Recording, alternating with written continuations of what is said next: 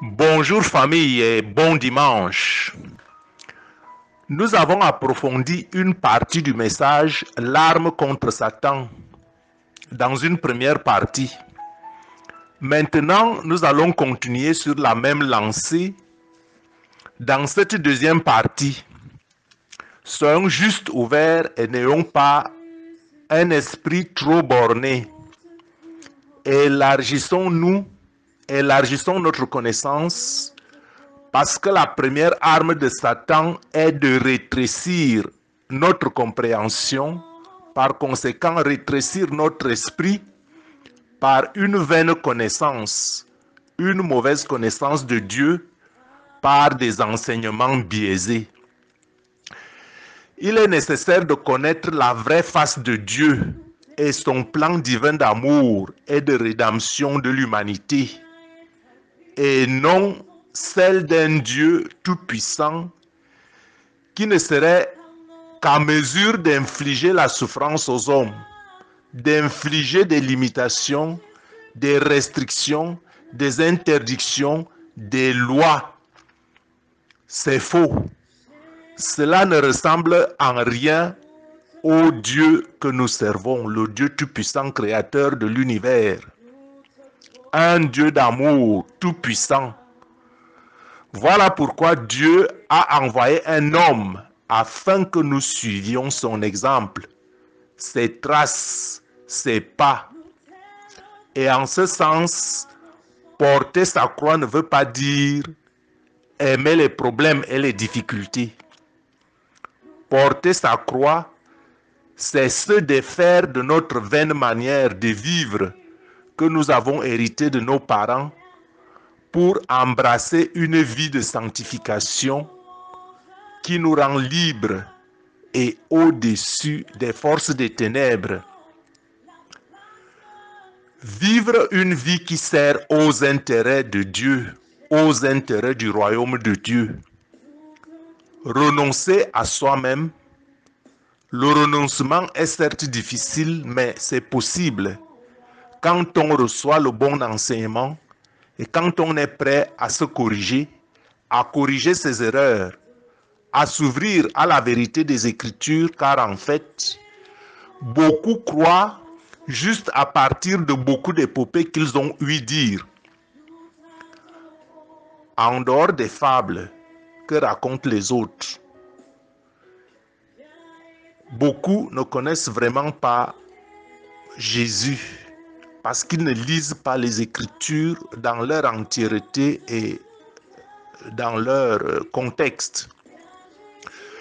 C'est pourquoi nous prions Dieu de nous donner la sagesse et l'intelligence de la pleine prise de conscience de qui il est vraiment. Seigneur, donne-nous pleine connaissance de qui tu es. Donne-nous la révélation et la sagesse dans la connaissance de ta parole. Tu es un Dieu infiniment grand, infiniment bon et infiniment puissant, tout-puissant, omniscient, omnipotent. Fais-nous prendre conscience que quand ça va mal, il faut regarder notre mode de vie pour nous refléter dans le miroir de ta parole écrite. Et si ce n'est pas parce que nous ne marchons pas dans tes voies, en fixant notre regard sur toi, que les choses deviennent plus difficiles. Car il est écrit que nous ne sommes rien sans toi. Je dis qu'il est écrit que nous ne sommes rien sans toi. Notre façon de faire et ce que nous pensons ne peuvent pas changer les principes divins. Mais ce sont les principes divins qui doivent plutôt régler notre vie. Que de pitié, Dieu entend le langage de la foi. Je dis que Dieu est miséricordieux, mais la miséricorde de Dieu agit beaucoup plus dans la foi et non dans la désobéissance. Dieu attend donc de nous le langage de la foi et de l'obéissance que l'expression de la pitié. Seigneur, nous crions à toi et nous te glorifions pour ce que tu es. Que ta gloire descende dans nos vies, par notre obéissance, par amour de qui tu es pour nous. Mes frères, mes sœurs, c'est insensé de s'irriter contre Dieu, car tout ce que Dieu permet a sa justification. Seigneur, en cette saison, multiplie les miracles parmi nous, afin que même les plus incrédules reviennent à toi, car tu ne veux qu'aucune âme se perde. Multiplie les miracles jusqu'à ce qu'aucun œil n'a vu ni aucune oreille n'a entendu, afin que ton nom soit glorifié. En attendant, nous nous préparons. Préparons-nous, frères et sœurs, dans la parole de Dieu. Et Seigneur, aide-nous à être entièrement obéissants à ta parole. Frères et sœurs, je l'ai déjà dit et je le redis. La parole de Dieu dit que Jésus-Christ est le seul chemin, la vérité, la vie. Pas seulement ce souffle de vie que nous avons ici et maintenant, mais aussi et surtout la vie éternelle. Or, la vie éternelle, c'est qu'ils te connaissent, toi, le seul vrai Dieu, est celui que tu as envoyé, Jésus-Christ. Or, la vie éternelle, c'est qu'ils te connaissent, toi, le seul vrai Dieu, est celui que tu as envoyé, Jésus-Christ. Or, la vie éternelle, c'est qu'ils te connaissent, toi, le seul vrai Dieu, est celui que tu as envoyé, Jésus-Christ. Jean 17, 3. Mes frères, mes sœurs, je ne prône ni monothéisme, ni extrémisme religieux, ni intolérance contre ceux qui ne connaissent pas Jésus-Christ. Encore moins, je ne prône la haine contre les autres religions et croyances. Mais je souhaite juste que la vérité de la parole de Dieu soit rétablie dans son entièreté, dans sa plénitude, dans sa simplicité et dans sa pureté. Parce que la parole de Dieu nous demande d'aimer notre prochain comme soi-même, par amour pour Dieu. Aimons tout ce que Dieu a placé sur notre chemin et prions même pour ceux qui ne partagent pas la même foi que nous, sans pour autant prendre part à leur déroute. Et prions aussi pour ceux qui nous méprisent, pour ceux qui se moquent, ou même ceux qui nous persécutent. C'est la volonté de Dieu à notre égard. Mes frères, mes sœurs, réfléchissez un peu et imaginez ce que serait notre monde si nous cédions à la spirale de la violence et de la vengeance. Or, Dieu ne nous demande pas plein de choses. Dieu nous demande une seule chose, un seul mot, simple et pur, aimer. Le plus grand commandement reste et demeure l'amour. Aimer Dieu de tout son cœur, comme il est écrit en Matthieu au chapitre 22, versets 37 à 40.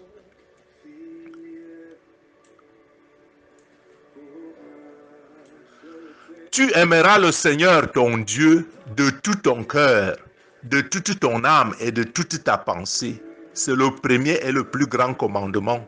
Et voici le second qui lui est semblable. Tu aimeras ton prochain comme toi-même. De ces deux commandements dépendent toute la loi et les prophètes. Aimer son prochain ne veut cependant pas dire embrasser ceux qui se veulent nos ennemis. Cherchez la paix avec tous les hommes tant que cela dépend de vous. Aimer son prochain veut encore moins dire qu'on doit coopérer avec lui dans ses mauvaises voies.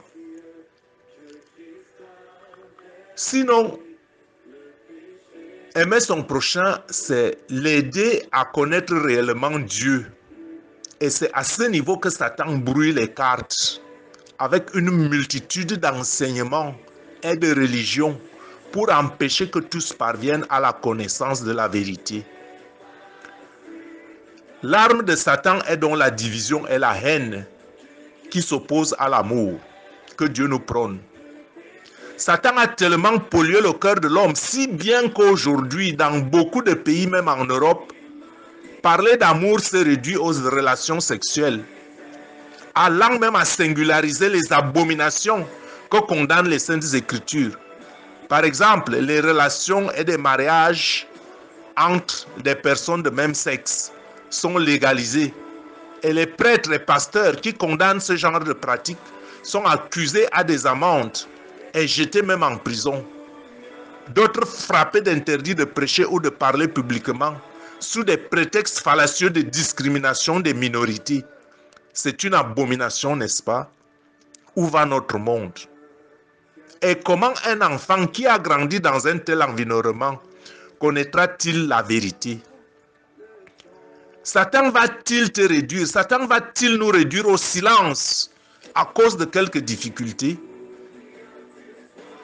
Parce que quand vous vous levez et que vous parlez de Dieu et du nom de Jésus, il se lève des adversités tout autour de vous. Alors que le monde est en train de vouloir effacer la réalité de l'existence même d'un Dieu créateur. Jeter Dieu dans l'oubli, effacer la mémoire de Jésus et la valeur du sacrifice à la croix, effacer sa parole, la modifier, la manipuler, l'ignorer et la remplacer par des faux et des dieux mensongers, des croyances mensongères. Mais cela n'arrivera pas par la puissance de Jésus-Christ. Alors que les tractations démoniaques et attaques de toutes sortes de sorciers, de mages, de magiciens, de spirites cessent dans ta vie à partir d'aujourd'hui par la puissance de Jésus-Christ. Je te couvre du sang de Jésus. Mets ta confiance en Jésus-Christ. Aie foi que quand tu l'appelles, il vient à ton secours malgré l'adversité.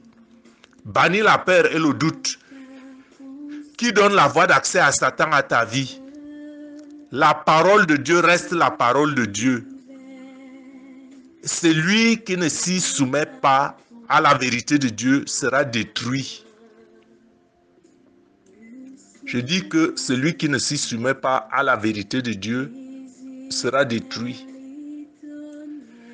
Ce n'est pas une menace, mais c'est une vérité. Et il faut en être conscient. Cependant, Dieu est amour et il donne à chacun le libre arbitre de choisir.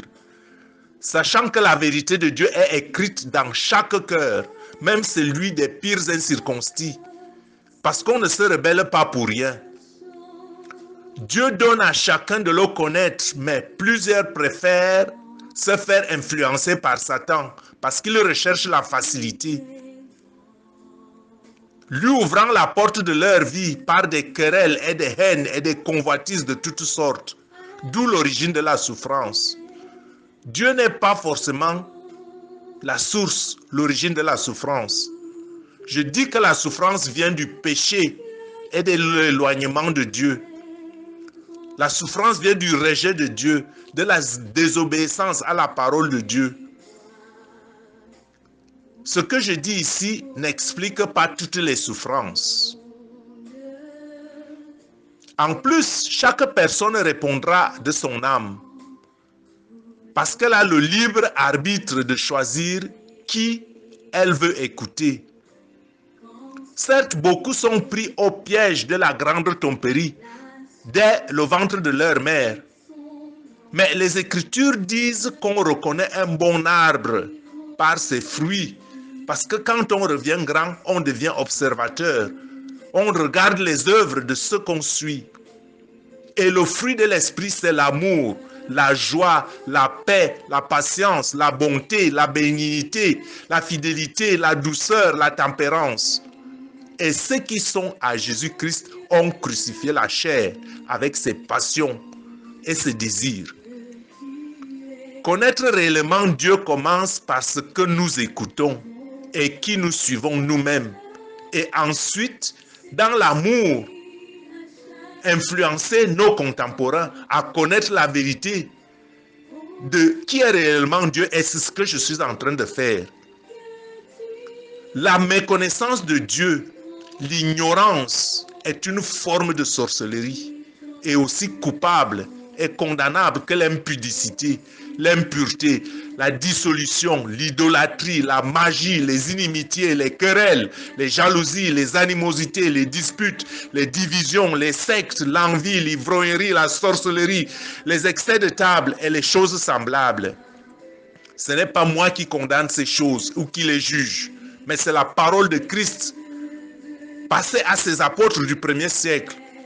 De sorte que celui qui ne vous dit pas ces vérités pour des gains sordides ou pour préserver le nombre des fidèles est anathème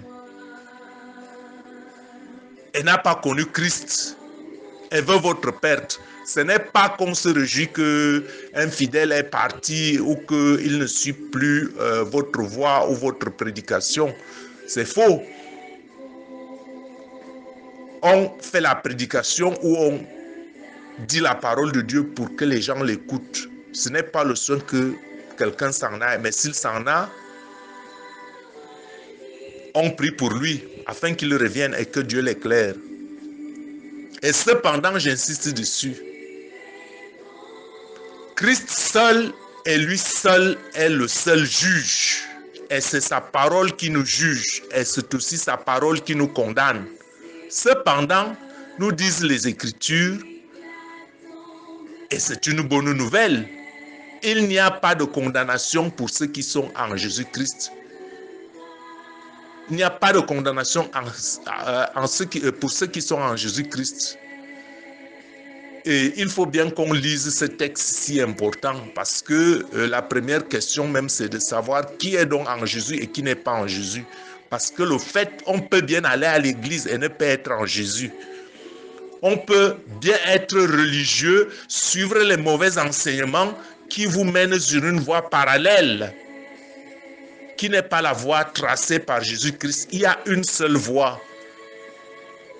La seule personne, la personne centrale, c'est Jésus-Christ. Et la voie qu'il trace est la voie de son évangile vrai, pur et simple. Donc, revenons à ce texte qui nous dit qu'il n'y a pas de condamnation à ceux qui sont en Jésus-Christ. Pour comprendre ce texte dans son contexte, en Romains au chapitre 8, et comme je disais, c'est une bonne nouvelle, et je lis, il n'y a donc maintenant aucune condamnation pour ceux qui sont en Jésus-Christ. En effet, la loi de l'esprit de vie en Jésus-Christ m'a affranchi de la loi du péché et de la mort.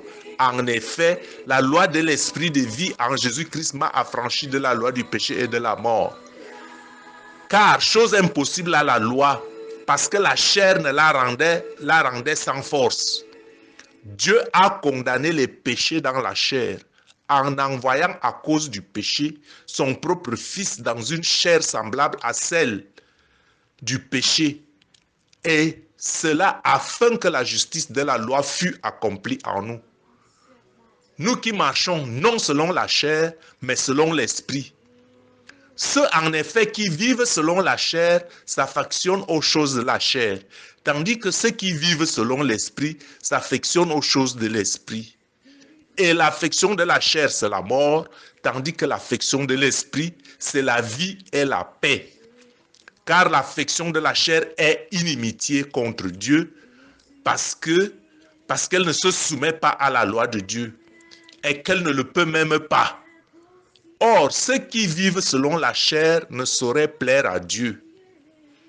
Donc, mon frère, ma sœur, Dieu a établi ces choses dans son omniscience et dans son amour avant même que l'homme ne chute. Parce que Dieu est juste et bon.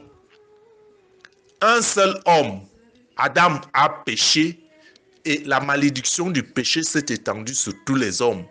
Voilà pourquoi il a plu à Dieu de rétablir la justice par un seul homme, la foi en Jésus-Christ.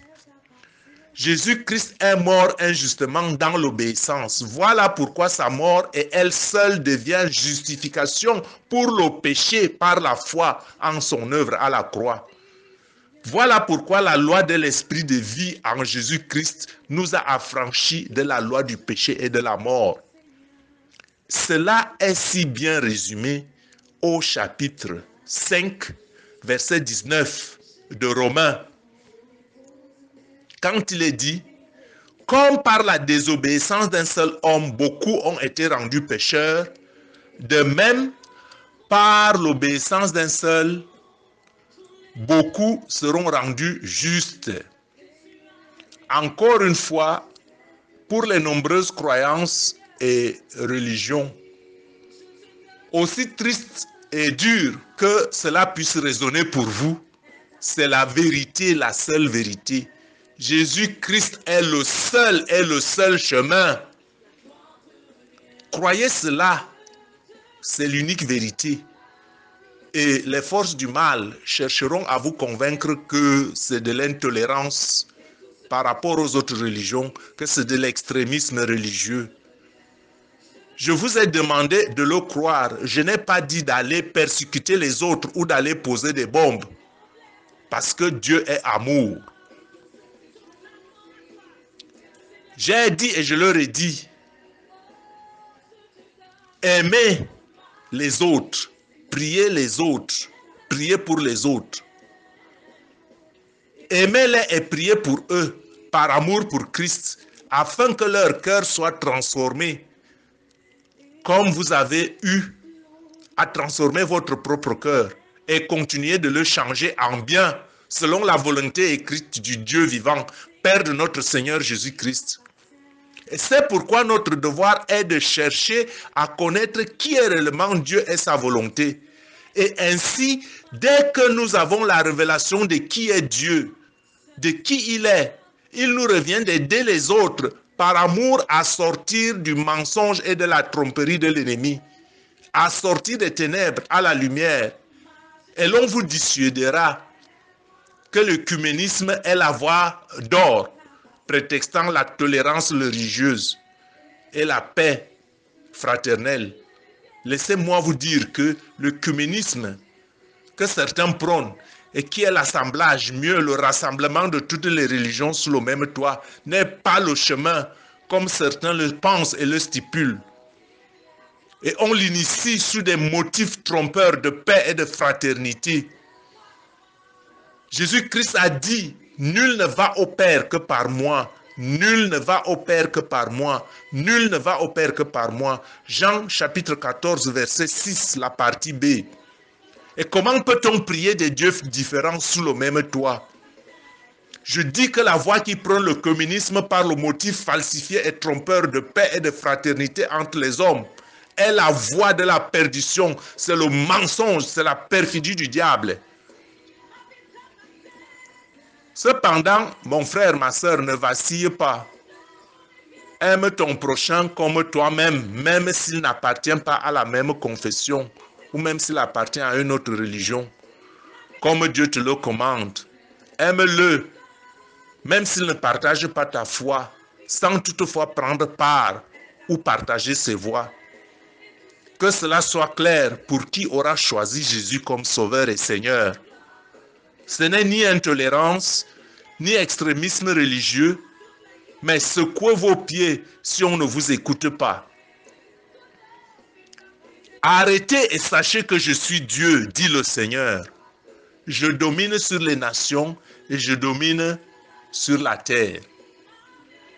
Ceci, on peut le prendre au Psaume 46, 10. Si donc Jésus manifesté comme Fils et deuxième personne de la Trinité entre le Père et l'Esprit Saint, s'il est donc le seul chemin, recherchons sa face, recherchons son intimité, recherchons son amitié. Est mon ami, dit-il, celui qui garde mes commandements. Celui qui a mes commandements et qui les garde, c'est celui-là qui m'aime. Et celui qui m'aime sera aimé de mon Père. Je l'aimerai et je me ferai connaître à lui. Je l'aimerai et je me ferai connaître à lui. Je me ferai connaître à lui. Je me ferai connaître à lui. Jean 14, 21. À ce niveau, puisque nous voulons donc garder les commandements de Dieu, nous allons voir ce que dit la parole de Dieu au sujet des prières d'intercession.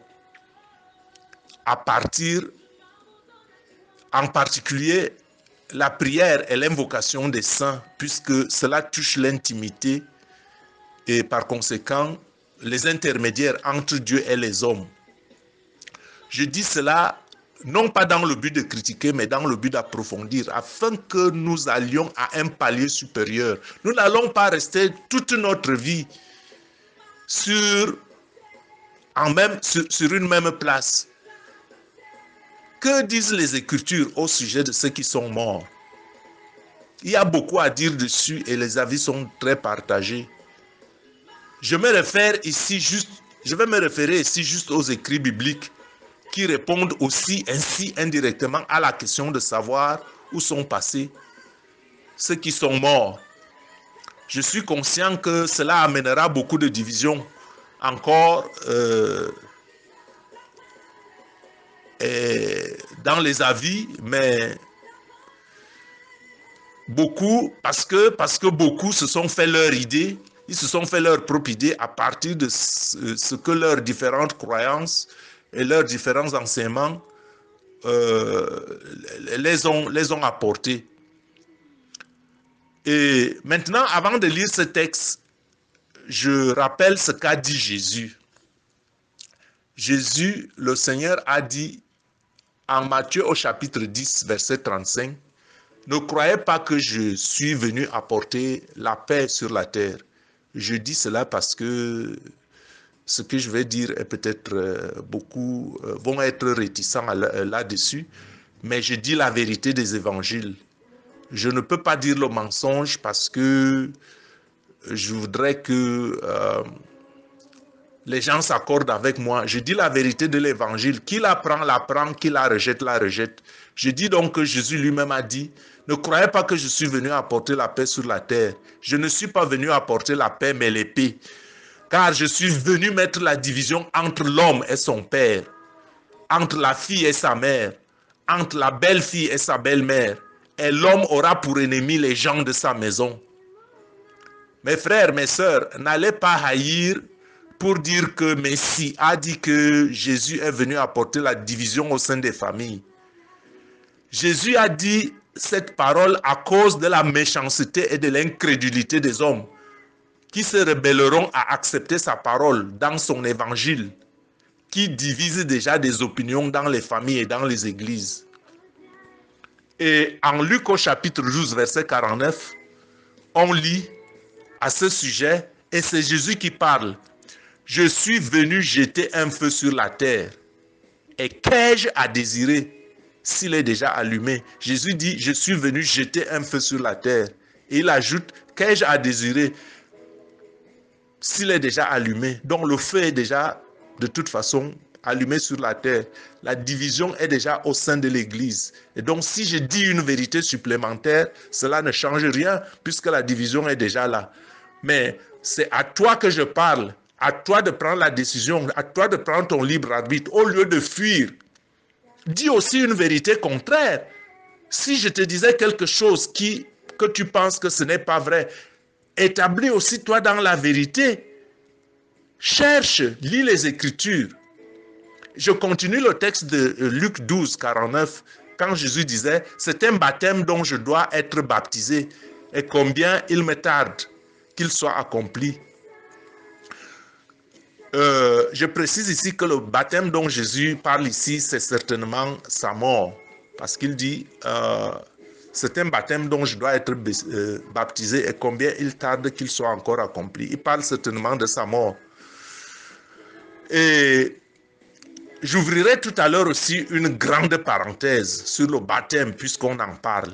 Il est vrai que le baptême dont parle Jésus ici, ce n'est pas le baptême tel qu'on le connaît. Mais j'ouvrirai une parenthèse sur le baptême puisque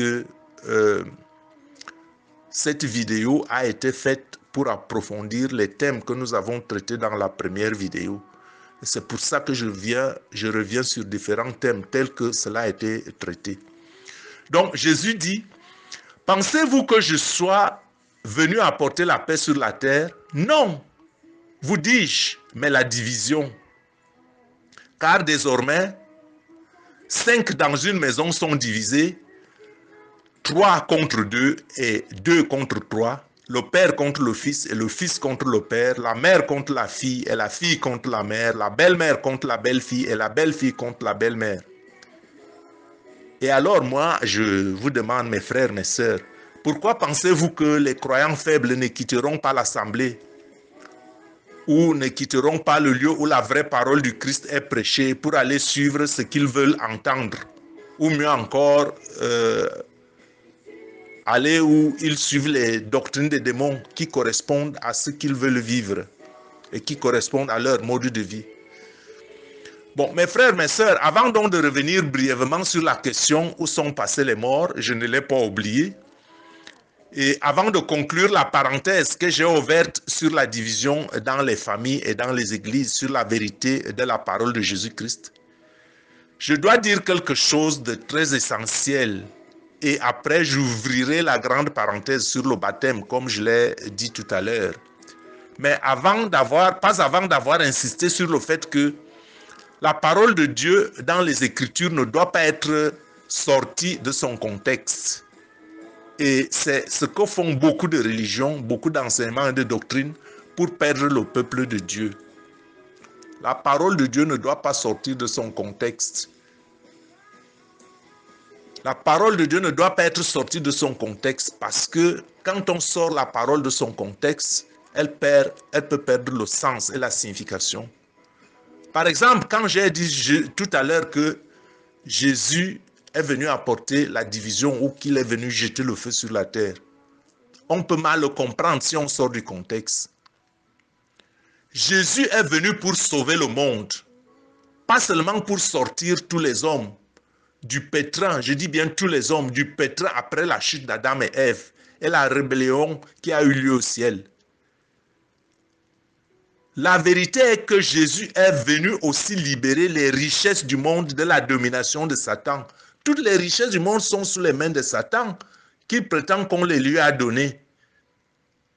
Ce qui, naturellement, même n'est pas toujours vrai quand on voit l'histoire de la création du monde.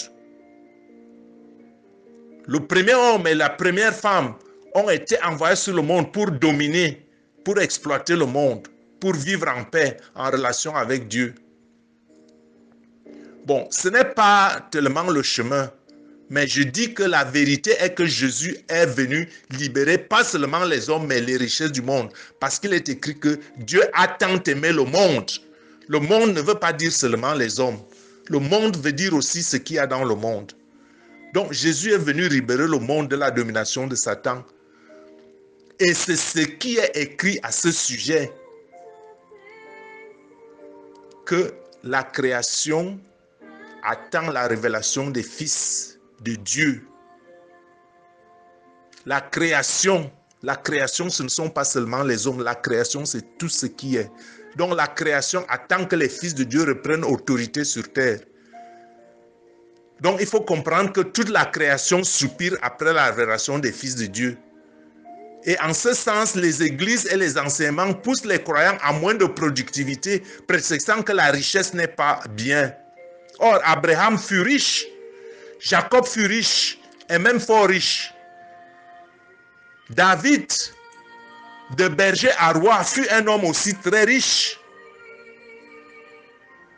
Salomon fut un homme très riche. Il a demandé la sagesse à Dieu et Dieu ne lui a pas seulement donné la sagesse, il lui a donné en plus les richesses. Pour dire que on peut être fidèle à Dieu, riche et intègre, loin de la cupidité et de la tromperie dans les affaires.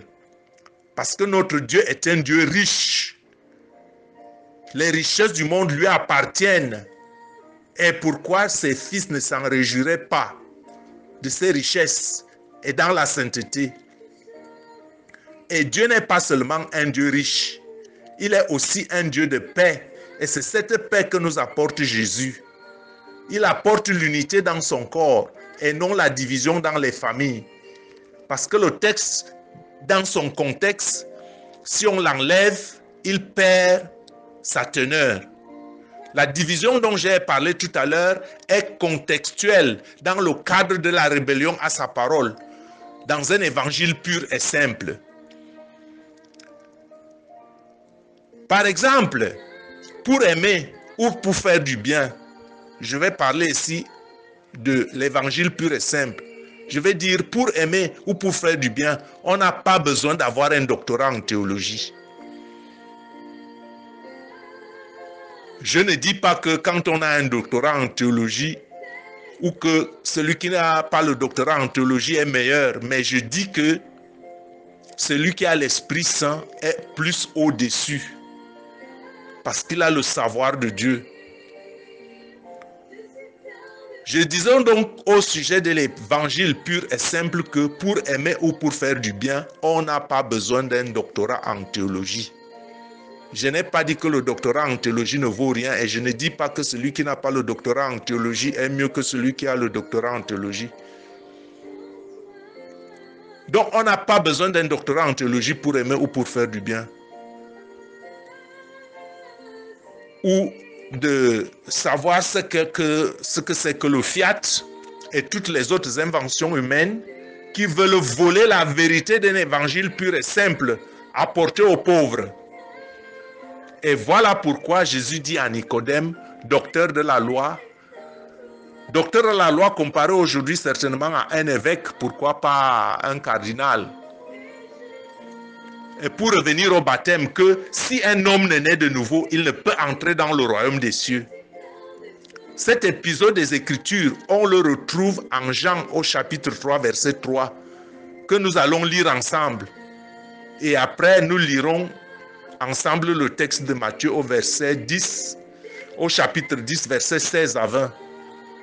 Lisons donc même le texte de Jean au chapitre 3. Lisons le verset en entier parce que ce texte-là va nous apprendre beaucoup de choses relatifs comme fondement et comme preuve de tout ce que j'ai dit plus haut. Le chapitre 3 de Jean relate en son verset premier qu'il y a eu un homme d'entre les pharisiens nommé Nicodème, un chef des Juifs, qui vint, lui, auprès de Jésus de nuit et lui dit, « Rabbi, nous savons que tu es un docteur venu de Dieu. » Voyez-vous, lui, docteur de la loi, sur le plan terrestre, appelle Jésus le menuisier, docteur venu de Dieu. Donc, ça confirme ce que je disais tout à l'heure, que ce n'est pas un doctorat en théologie qui fait que vous avez la vérité de Dieu. Jésus, de sa profession qu'il était, un docteur de la loi vient l'appeler docteur venu de Dieu. Pourquoi? Parce qu'il avait l'Esprit de Dieu et il avait une connaissance supérieure. Et le démon nous fait croire aujourd'hui que quand on fait des études, je n'ai rien contre ça, moi-même je suis intellectuel. Que c'est le pouvoir, la connaissance intellectuelle qui est supérieure, mais non, c'est la connaissance de Dieu. C'est parce que cette connaissance nous manque que nous avons l'impression que les autres ont une connaissance meilleure. Donc, ne dites pas que je ne suis pas allé à l'école, Dieu ne m'a pas donné ceci, ne m'a pas fait cela. Crois en Dieu, lis les Écritures jusqu'à ce que le Saint-Esprit descende sur toi. Je recontinue sur le texte. Donc, Nicodème dit à Jésus, « Rabbi, nous savons que tu es un docteur venu de Dieu, car personne ne peut faire ces miracles que tu fais si Dieu n'est avec lui. » Jésus lui répondit, « En vérité, je te le dis, si un homme n'est né de nouveau, il ne peut voir le royaume de Dieu. En vérité, je te le dis, si un homme n'est né de nouveau, il ne peut voir le royaume de Dieu. En vérité, je te le dis, si un homme n'est né de nouveau, il ne peut voir le royaume de Dieu. » Nicodème lui dit, « Comment un homme peut-il naître quand il est vieux? Peut-il rentrer dans le sein de sa mère et naître? » Jésus lui répondit, « En vérité, je te le dis, si un homme n'est né d'eau et d'esprit, il ne peut entrer dans le royaume de Dieu. » Ce qui est né de la chair est chair et ce qui est né de l'esprit est esprit. Ne t'étonne pas que je t'ai dit, il faut que vous naissiez de nouveau. Le vent souffle où il veut et tu entends le bruit, mais tu ne sais d'où il vient ni où il va. Il en est ainsi de tout homme qui est né de l'esprit. Donc des fois, quand vous voyez quelqu'un se lève, si il a l'esprit de Dieu et qu'il vous dise des choses, vous commencez à discuter. C'est la volonté de Dieu parce que Dieu regarde le cœur. Dieu ne regarde pas la formation intellectuelle. Je continue le texte de Jean chapitre 3. Nicodème lui dit, comment cela peut-il se faire? Jésus lui répondit, tu es le docteur d'Israël et tu ne sais pas ces choses. En vérité, je te le dis, nous disons ce que nous savons et nous rendons témoignage de ce que nous avons vu. Et vous ne recevez pas notre témoignage. Si vous ne croyez pas quand je vous ai parlé des choses terrestres, comment croirez-vous quand je vous parlerai des choses célestes? Personne n'est monté au ciel, si ce n'est celui qui est descendu du ciel, le Fils de l'homme qui est dans le ciel. Et comme Moïse éleva le serpent dans le désert, il faut de même que le Fils de l'homme soit élevé afin que quiconque croit en lui ait la vie éternelle. Il faut que le Fils de l'homme soit élevé afin que quiconque croit en lui ait la vie éternelle. On n'a pas dit qu'il faut aller dans les religions, il faut aller ceci. Il faut avoir foi et croire en Jésus-Christ afin qu'on acquiert la vie éternelle. Car Dieu a tant aimé le monde, le fameux verset, Dieu a tant aimé le monde qu'il a donné son Fils unique. On n'a pas dit que Dieu a aimé les hommes seulement. Dieu a aimé le monde, qu'il a donné son Fils afin que qui croit en lui ne périsse point, mais qu'il ait la vie éternelle. Dieu en effet n'a pas envoyé son Fils dans le monde pour qu'il juge le monde, mais pour que le monde soit jugé par lui. Celui qui croit en lui n'est point jugé. Nous l'avons dit plus haut. Celui qui croit en lui n'est point jugé. Mais celui qui ne croit pas en lui est déjà jugé parce qu'il n'a pas cru au nom du Fils de Dieu. Et cela rejoint exactement ce que je disais tout à l'heure au sujet des religions. Que le péché même aujourd'hui, le péché c'est de ne pas croire en Jésus. Vous pouvez être dans la religion, vous pouvez être dans je ne sais pas dans quelle assemblée ou dans quelle église. Si vous ne croyez pas en Jésus, vous êtes jugé et c'est un péché. Parce que Jésus est le seul médiateur entre Dieu et les hommes. Je continue le texte. Et ce jugement, c'est que la lumière étant venue dans le monde, les hommes ont préféré les ténèbres à la lumière. Jésus est la lumière. Et quand vous n'avez pas Jésus, ça veut dire que vous préférez les ténèbres à la lumière. Parce que les œuvres étaient mauvaises. Car quiconque fait le mal est la lumière et ne vient point à la lumière, de peur que ses œuvres ne soient dévoilées. C'est comme nous, quand on refuse les Écritures, c'est parce que nous ne voulons pas confronter notre comportement et nos œuvres à la parole écrite pour les abandonner. C'est pour ça que nous refusons et que nous allons écouter d'autres doctrines des démons qui s'accommodent à notre mode de vie. Je continue. Mais celui qui agit selon la vérité vient à la lumière. Donc si vous êtes de Christ, si vous aimez Jésus, allez à la lumière des Écritures et que les Écritures soient le reflet, le miroir de votre vie. Et quand vous vous regardez à la lumière des Écritures, que vous motiviez votre mode de vie en conséquence, afin que ces œuvres soient manifestées. Je continue le texte. Parce qu'elles sont faites en Dieu. Je dis donc que celui même qui fait les bonnes œuvres, je vais aller plus loin, celui même qui fait les bonnes œuvres, et que si ces œuvres ne sont pas en Jésus-Christ, perd son temps. Parce que Jésus-Christ est le tournant de la nouvelle alliance. Donc les bonnes œuvres ne peuvent être bonnes qu'en Jésus-Christ.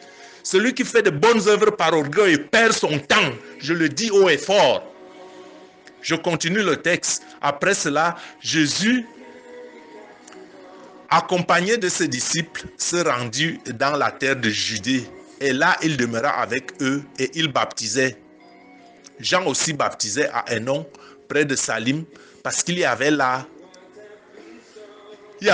beaucoup d'eau.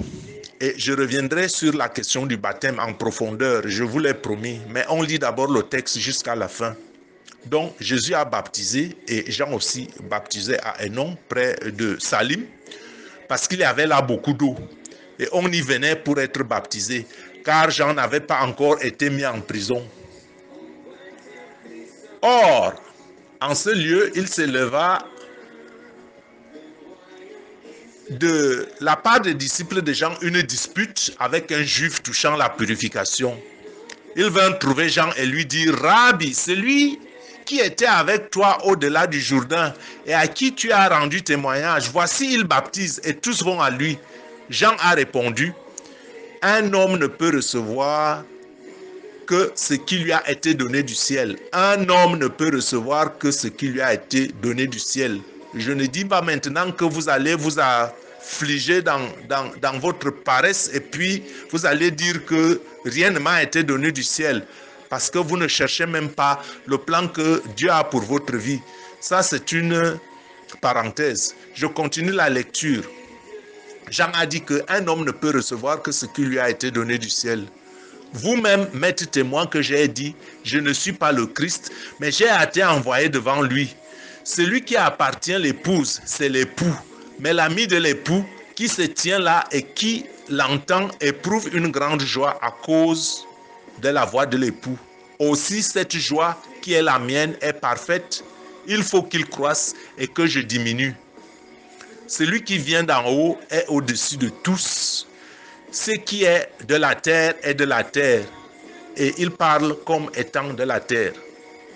Celui qui vient du ciel est au-dessus de tous, et il rend témoignage de ce qu'il a vu et entendu, et personne ne reçoit son témoignage. Celui qui a reçu son témoignage a certifié que Dieu est vrai, car celui que Dieu a envoyé dit des paroles de Dieu, parce que Dieu ne lui donne pas l'esprit avec mesure. Le Père aime le Fils et il a remis toutes choses entre ses mains. Celui qui croit au Fils a la vie éternelle, et celui qui ne croit pas au Fils ne verra point la vie, mais la colère de Dieu demeure sur lui. Donc, mon frère, ma sœur, tu vois donc que le péché aujourd'hui est de ne pas reconnaître Jésus comme Seigneur et Sauveur. Pour conclure mon propos sur l'œcuménisme, le péché des autres religions est de refuser la perche que Dieu tend, la perche que Dieu nous tend par Jésus-Christ. Et le péché de ceux qui sont en Christ est d'ignorer sa parole. Dès lors se pose la question de savoir si on peut être en Christ en ignorant ses recommandations. Je l'ai déjà dit, même quand je me répète, que la notion de frère et sœur se réfère à Matthieu au chapitre 12, 50. Car quiconque fait la volonté de mon Père qui est dans les cieux, celui-là est mon frère, et ma sœur, et ma mère. Encore une fois de plus, n'allez pas haïr vos frères et sœurs de sang pour dire que Messie dit qu'il rétablit la vérité de l'évangile. J'ai dit qu'il ne faut pas sortir la vérité dans son contexte. Donc, pour conclure, toutes ces choses, toute cette panoplie de choses que nous avons vues en très peu de temps et en peu de mots, suivons par notre vie et chacun en ce qui le concerne les recommandations du Seigneur dans leur contexte pour embellir notre vie et celle des autres. Je dis que le péché aujourd'hui, puisque Jésus est venu enlever le péché du monde, et que qui est en lui a son péché hoché. Le péché du monde aujourd'hui est de ne pas croire en Jésus-Christ. Et en ce sens, ce n'est pas l'extrémisme. Je dis que les autres religions doivent revenir à Dieu par Jésus-Christ seul et lui seul. Et que l'œcuménisme qu'on prône, qui que ce soit qui le prône, sous le motif fallacieux de paix et de fraternité entre les hommes, c'est le mensonge de l'enfer. Donc, moi, je voudrais embellir votre vie aujourd'hui par la notion du vrai baptême, pour revenir un peu en arrière, parce que je l'ai promis. Beaucoup de croyances même chrétiennes confondent la consécration d'un bébé à Dieu ou la présentation d'un bébé au temple comme baptême. Je dis que, comme je l'ai promis, je reviens sur la notion de baptême et j'affirme que beaucoup de croyances, même chrétiennes, confondent aujourd'hui la consécration d'un bébé à Dieu ou la présentation d'un bébé au temple. Ils confondent cette notion-là avec le baptême. Jésus lui-même a été présenté au temple à Siméon et à la prophétesse Anne. Mais cela n'a pas empêché qu'il se baptise consciemment à 30 ans avant de commencer son ministère. Pourquoi? Parce que le baptême est un acte conscient. Le baptême est un acte conscient de donner sa vie, de consacrer sa vie consciemment à Dieu, mieux à Jésus-Christ, qui est le chef et le consommateur de notre foi, dans la nouvelle dispensation. Jésus est le nœud incontournable de la nouvelle alliance. Et le baptême est une espèce de confirmation, une prestation de serment officielle et consciente de la nouvelle naissance dont Jésus a parlé à Nicodème, une naissance en esprit. Je dis que cela doit être conscient et non une présentation de bébé au temple. Je sais que je veux m'attirer des foudres, mais ne perdez pas votre temps, mais cherchez la vérité dans l'évangile de Dieu. Donc, ce que nous appelons généralement confirmation dans l'Église est une institution humaine qui ne relève pas de l'enseignement de Jésus. Je dis que ce que nous appelons confirmation dans les églises est une institution humaine qui ne relève pas de l'enseignement de Jésus. Je relate seulement la vérité de l'Évangile et ne perdez pas votre temps à lutter contre ce que je dis. Lisez plutôt les Écritures pour vous en convaincre. Parce que tout ce que Dieu a institué dans son omniscience a un sens. Par exemple, l'immersion dans l'eau est le symbole de la mort du péché en Christ. L'immersion dans l'eau est le symbole de la mort du péché en Christ. Et la sortie de l'eau est le symbole de la résurrection en Christ, la vie en Christ. Que cela soit clair en ce qui concerne le baptême, qui doit être un acte conscient de prestation de serment devant Christ et devant les hommes. Je dis que le baptême doit être un acte conscient de prestation de serment devant Christ et devant les hommes. Une espèce de confirmation de la nouvelle naissance. Et en cela, le baptême devrait être un acte conscient, à ne pas confondre avec la consécration ou la présentation des bébés par les parents au temple pour confier l'enfant sous la protection de Dieu. Bon, maintenant, lisons le texte de Matthieu, chapitre 10, du verset 16 au verset 20. J'ai dit beaucoup de choses, je sais que cela peut vous amener à... Mais je ne peux pas faire autrement, il y a tellement de choses à dire encore. Lisons donc Matthieu, chapitre 10, verset 16 à 20. Voici, je vous envoie comme des brebis au milieu des loups. Voici, je vous envoie comme des brebis au milieu des loups. Soyez prudents comme des serpents et simples comme des colombes. Mettez-vous en garde contre les hommes. Mettez-vous en garde contre les hommes. Mettez-vous en garde contre les hommes. Car ils vous livreront aux tribunaux. Ils vous battront des verges dans leurs synagogues. Vous serez menés à cause de moi devant des gouverneurs et devant des rois pour servir de témoignage à eux et aux païens. Mais quand on vous livrera, ne vous inquiétez ni de la manière dont vous parlerez, ni de ce que vous direz. Ce que vous aurez à dire vous sera donné à l'heure même, car ce n'est pas vous qui parlerez, c'est l'Esprit de votre Père qui parlera en vous. Eh bien, mes frères, mes sœurs, je pose juste une question, sans dénier ou relativiser les positions des uns et des autres que Dieu a voulu bien leur donner. Je vous pose juste une question. Jésus a-t-il dit que je vous envoie vous asseoir dans des fauteuils en or pour recevoir la gloire auprès des hommes? Il a dit que vous serez battus et haïs. Le frère livrera son frère à la mort et le père son enfant, et les enfants se souleveront contre leurs parents et les feront mourir.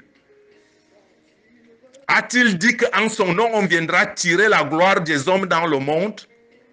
Vous serez haïs de tous à cause de mon nom, mais celui qui persévérera jusqu'à la fin sera sauvé. Maintenant, répondons à la question. Où sont passés nos morts? qui intercède pour nous auprès de Dieu du trône, auprès du trône de Dieu, parce que beaucoup prient les saints et je ne sais pas moi quoi. Je n'ai rien contre ça, mais je veux seulement relater la vérité telle qu'elle est écrite dans les Écritures. Et c'est pour ça que nous allons lire pour terminer 1 Thessaloniciens au chapitre 4, verset 13 à 18. Paul écrit, « Nous ne voulons pas, frères, que vous soyez dans l'ignorance au sujet de ceux qui dorment. » Ceux qui dorment ici, c'est ceux qui sont morts. Afin que vous ne vous affligiez pas comme les autres qui n'ont pas d'espérance. Car si nous croyons que Jésus est mort et qu'il est ressuscité, croyons aussi que Dieu ramènera par Jésus et avec lui ceux qui sont morts. Voici en effet ce que nous déclarons d'après la parole du Seigneur. Nous les vivants, restés pour l'avènement du Seigneur, nous ne dévancerons pas ceux qui sont morts. Ça veut dire que quand Jésus revient, tous les hommes ne seraient pas morts. Et que quand Jésus revient chercher son église, certains hommes seront vivants et tous les hommes ne vont pas mourir. Je continue dans la lecture de l'Écriture. Car le Seigneur lui-même a un signal donné à la voix d'un archange ou au son de la trompette de Dieu, descendra du ciel. Et les morts en Christ ressusciteront premièrement. Les morts en Christ ressusciteront premièrement. Bon, alors si on nous enseigne aujourd'hui que quand on meurt, on va directement au ciel, cela contredit exactement, cela contredit la parole qui est dite ici, que les morts en Christ, lorsque Jésus-Christ apparaîtra, les morts en Christ ressusciteront en premier. Bon, je laisse votre conscience, je ne veux pas une discussion très chaude, mais je veux seulement vous relater la vérité des Écritures, que vous examiniez dans la prière, que Jésus vous conduise, qui vous voulez suivre. Donc il dit que les morts en Christ ressusciteront premièrement, ensuite nous les vivants qui serons restés, nous serons tous enlevés avec eux dans les nuées. Ça veut dire que tout le monde ne va pas mourir. Je sais que vous aurez le choix de dire que vous croyez aux Écritures ou vous croyez à ceux que vous suivez qui vous racontent des épopées. Il dit donc que nous qui serons restés, nous serons enlevés vivants avec eux sur des nuées à la rencontre du Seigneur dans les airs. Et ainsi, nous serons toujours avec le Seigneur. Consolez-vous donc les uns les autres par ces paroles. Bonne nouvelle, n'est-ce pas?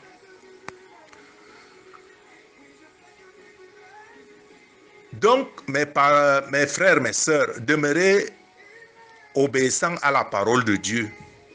Demeurez obéissant à la parole de Dieu. La parole de Dieu, c'est la parole de Dieu. Elle est vraie. Détachez de la parole de Dieu tous les raisonnements humains.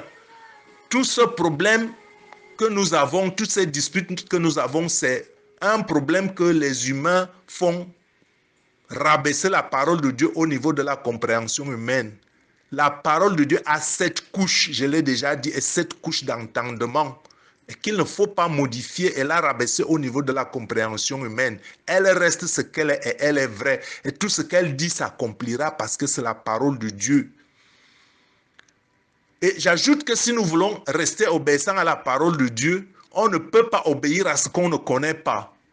Et je vais donc parler comme Paul a parlé aux Galates au chapitre 3, en disant « Ô Galates insensés, qui vous a ensorcelés ?» Qui vous a ensorcelé, vous demande. Qui vous a ensorcelé pour ne pas vouloir lire les Saintes Écritures? Mes frères, mes sœurs, qui vous a ensorcelé pour ne pas vouloir lire les Saintes Écritures? Ou plutôt pour vouloir écouter les doctrines des démons qui vous vont passer à côté de votre vie sur terre? Et qui vous disent que vous ne pouvez attendre que la récompense au paradis? Soyez actifs à l'œuvre de Dieu et Dieu vous récompensera. Cherchez premièrement le royaume des cieux et toutes les autres choses vous seront données en surplus. Jésus-Christ n'est-il pas venu nous donner la libération sur tous les plans?